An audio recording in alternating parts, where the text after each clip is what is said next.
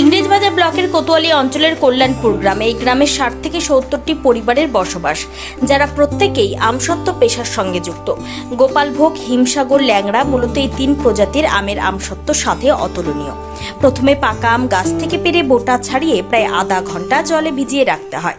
তারপর আমের খোসা ছাড়িয়ে আবারও আমগুলিকে প্রায় ১৫ মিনিট জলে ভিজিয়ে রাখার পর থেতো করে নেটে চেলে নিয়ে পেস্ট করতে হয়। তারপর সেই আমের পেস্ট একের পর এক প্রলেপ দিয়ে রোদে শুকোতে হয়। এইভাবে ৭ দিন রোদে শুকোনোর পর কাটিং করে তৈরি করা আমসত্ত্ব বাজারে বিক্রি করা হয়। মালদার আমসত্ত্ব বাজার দর ১৪০০ থেকে ১৬০০ টাকা কিলো, তবে একটু নিম্নমানের আমসত্ত্ব বাজারে বিক্রি হয় ৮০০ থেকে ১০০০ টাকা কিলো। মালদার আমসত্ত্ব শুধু এই রাজ্যেই নয়, ভিন রাজ্য এমনকি বাংলাদেশেও যায় এই আমসত্ত্ব। তবে আম চাষিদের একটাই আক্ষেপ, সরকারি কোনো সাহায্য তারা পায় না। তাদের বক্তব্য, মালদায় যদি একটা হাব করা হতো তবে তারা আমসত্ত্বের ভালো মূল্য পেত। সংরক্ষণ করা থাকলে আমসত্ত্ব নষ্ট হওয়ার ভয় থাকতো না। এই আমসত্ত্ব শুধু শুধু খাওয়ার স্বাদের থেকে দুধে কিছুক্ষণ ভিজিয়ে রেখে রুটি দিয়ে খাওয়ার স্বাদই আলাদা। এক এক প্রজাতির আমের স্বাদ পেতে গেলে আপনাকে খেতেই হবে মালদার আমসত্ত্ব।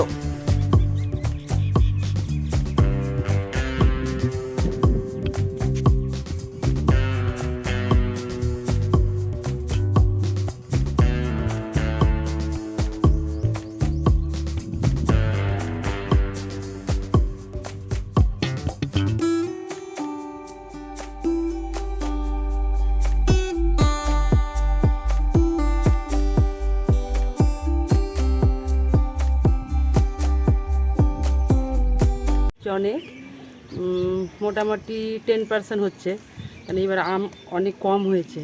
আম যেহেতু কম হয়েছে সেজন্য আমসত্ত্ব কম তৈরি হচ্ছে। মুষ্টিমেয় কয়েকটা বাড়িতে হচ্ছে, বেশিরভাগই বাড়িতে হচ্ছে না। এটা গোপালভোগ আমসত্ত্ব তৈরি হচ্ছে। হিমসাগর, ন্যাংরা খুঁজলে এগুলো মনে হয় হবেই না, কারণ ওগুলো আম নেই মার্কেটে। তাছাড়া যেগুলো ছিল সেগুলো প্রায় শেষের দিকে। আর ওয়েদার খুব খারাপ, ওয়েদার খারাপের জন্য প্রচুর আম নষ্ট হয়ে যাচ্ছে।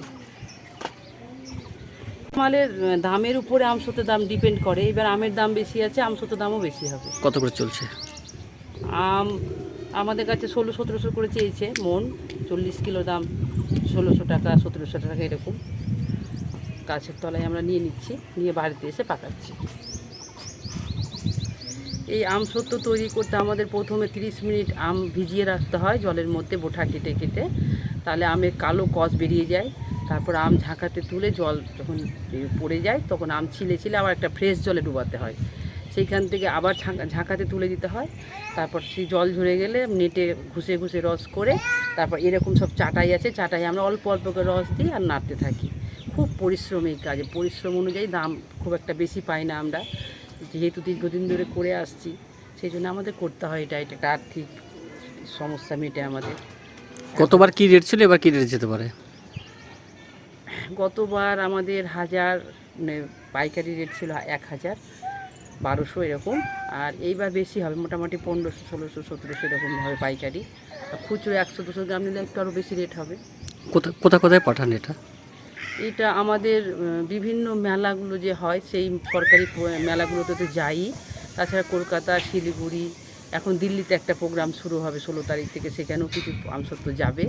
তাছাড়া আমাদের সরকারিভাবে 2টো দোকান আছে, একটা মালদাতে আছে, একটা কলকাতাতে দক্ষিণাপনে আছে, সেখান থেকেও বিক্রি হয়। মালদাটা একটু কম বিক্রি হয়, আর দক্ষিণাপনে যেটা আছে সেখানে বেশ ভালো পরিমাণে বিক্রি হয়। সেই হিসাবে দাম পাই না। আমসত্ত্ব করতে প্রচুর পরিশ্রম হয়, আমরা সেই হিসাবে দাম পাই না। দাম যদি ২ থেকে ২৫০০ টাকা কেজি হয় তাহলে আমাদের লাভ হবে। মালদা জেলার ইংরেজবাজার সহ বিভিন্ন ব্লকে আমাদের গ্রামীণ মহিলা মা বোনেরা আমসত্ত্ব তৈরি করে থাকে।